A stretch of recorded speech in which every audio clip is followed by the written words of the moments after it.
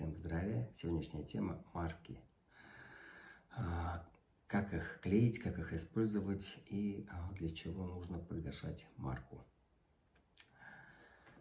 Итак, давайте разберем, что такое марки.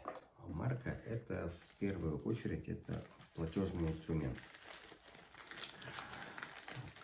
Каждый может выбрать для себя тот цвет марок, который ему больше, не знаю, нравится, хочется использовать. И чтобы было понятно при погашении марки, чтобы цвет марки и цвет чернил он отличался. Я их использую для конклюдентных действий, для акцепта, а также как и платежную единицу на почте. Для чего погашается марка? На сайте Всемирного почтового союза, если почитать устав, есть такой подраздел, где записано, когда марка погашается именем по диагонали, я покажу сейчас как, то человек автоматически становится почмейстером. На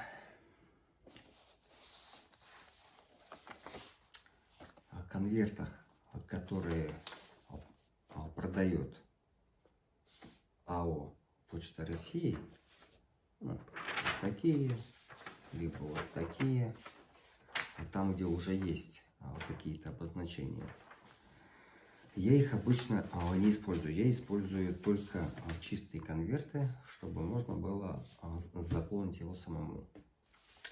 Почему? Так как на каждом конверте есть символика Почты России, этот конверт и его содержимое является собственностью АО Почта России. Если вы приобрели такой конверт, то я бы вам посоветовал сделать погашение их символики, либо марок, а также своим именем. Можно погасить именем.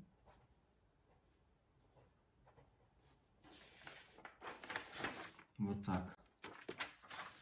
Но один из лучших вариантов это полностью погасить ее и наклеить свою. Я бы, конечно, не использовал конверты именно от Почты России, потому что здесь уже написано от кого, кому, это для недееспособных. Поэтому, конечно, это все лучше погашать и писать от руки. Это раз. Итак, цвет чернил тоже имеет значение. Я использую три вида чернил. Это зеленый, фиолетовый и красный. Красный я использую только для имени и для погашения марок. Зеленый, это цвет жизни, я обычно пишу от кого, что пишет мужчина Олег. Фиолетовым я заполняю только адреса, и адрес лучше писать полностью. Пример: это Московская область, запятая, город Одинцово, улица Победы, дом 1, квартира 1. Именно полностью все словами. Не Д и точка, а именно дом. Так, это раз. Если это юридическое лицо, то я всегда пишу именно черной пастой, потому что это мертвое лицо, и всегда помечаю черным. Так, марка и ее гашение. На чистом конверте, когда вы используете марку и гасите ее своим именем,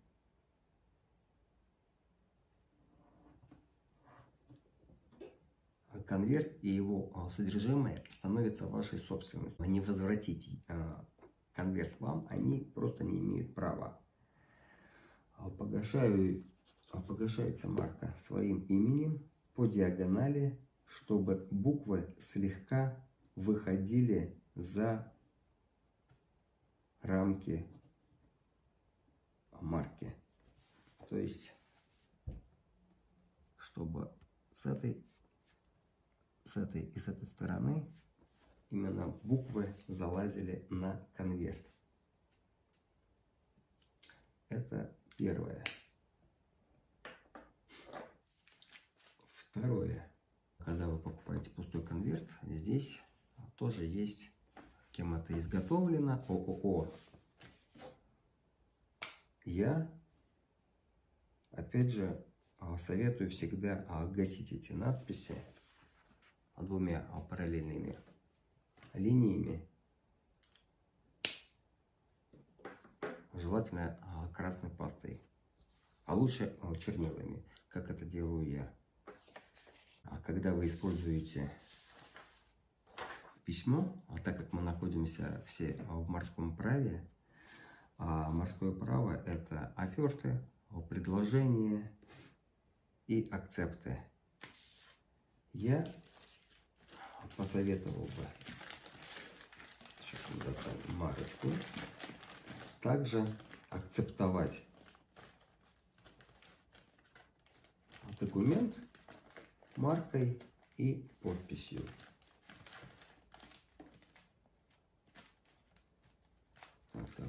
Так. Где марочки у нас? Опа.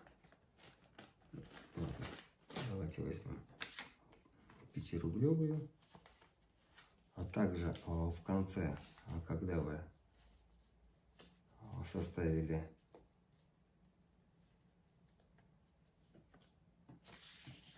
документ,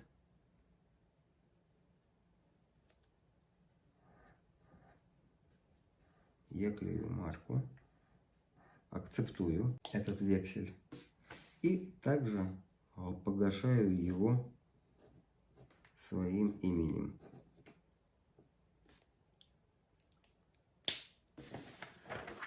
В правом нижнем углу. Если это какой-то серьезный документ, то я бы, конечно, советовал использовать еще также свою абсолютную печать. В морском праве конклюдентные действия – это обязательно. А также без конклюдентных действий воля считается неподтвержденной, именно воля. Но также при составлении векселей сверху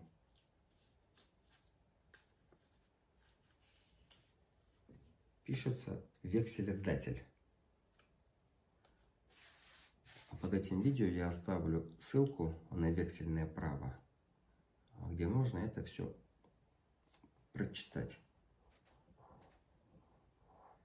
То есть, наклеив марку сверху, вы пишете, кто векселедатель и какой корпорацией вы управляете. Ну, в данном случае корпорация «Россия». Все с большой буквы, поэтому это именно корпорация, так как находится в морском праве. Мы живем на отцовской земле, внуки сварога, славные дети, и летит на крылатом коне Русь далекие тысячелетия.